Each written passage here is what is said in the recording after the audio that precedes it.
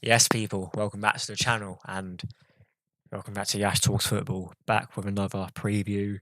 The last one, I believe it is before the international break, where we can just sort of relax and analyse where we got to at this point of the season. But yeah, another preview, so make sure you like, sub, and sharing the content around.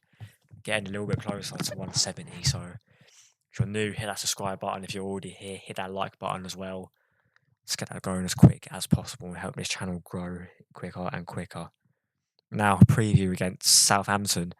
Um, I would say this would be the same sort of preview as a Leicester game. However, we all know how bad that, well, not bad, but all knew how sort of stressful that went.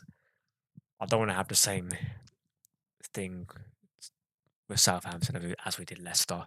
We should be putting Southampton to the sword, and I'm a bit more confident the fact that we put them in a really good performance against PSG the other night. Fully deserved. They did absolutely nothing. But look, Southampton, they're going. We know what their game plan's going to be. They're either going to sit back because they know they've been getting pammed every game this season. I'm pretty sure they haven't won a game yet, and or they're going to try to do the Burnley thing and actually come out and play football. Me personally, they're probably going to sit back because they know that they're not as good as any other team in this league. I think they will go down after seeing their start of the season.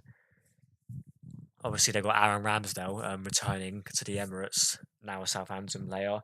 Our record against Southampton is terrible. Um, yeah, and I know they've sort of taken a year out of the Premier League since then, but remember in our first title race, we drew 1-1 away and we drew 3-3 when we should have won that game before going on to the Etihad and getting spanked. So, yeah, this is a must win. We need to sort of get some momentum going into this international break because after we come out of it, there are some tough fixtures. So, to get as many points on the board as well as in the Champions League, in the Premier League as well. With that being said, since it is the last game before the international break, I would go unchanged from the game against um what's it PSG, but I would start Raheem Sterling. I think Trossard in the 10 done well last week. Timber at right back looks class.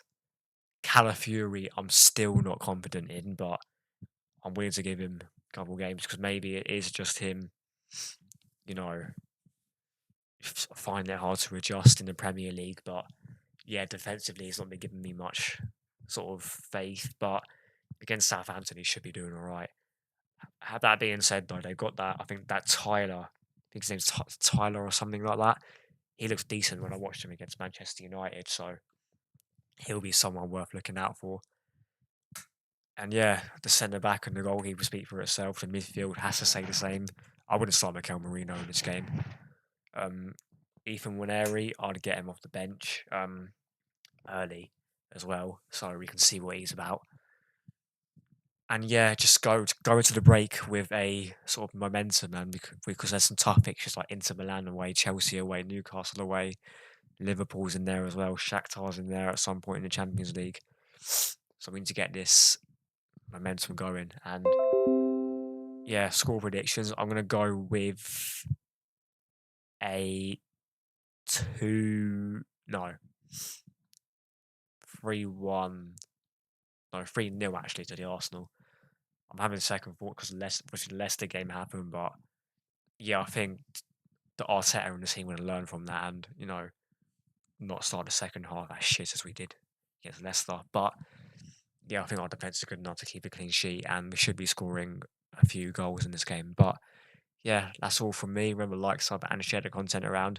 The game of the weekend, I think we all know, is the Man United versus Aston Villa game at Villa Park because we all saw how bad they done against Porto and obviously last week how bad they were against Tottenham. So I think that's the game of the weekend to look forward to.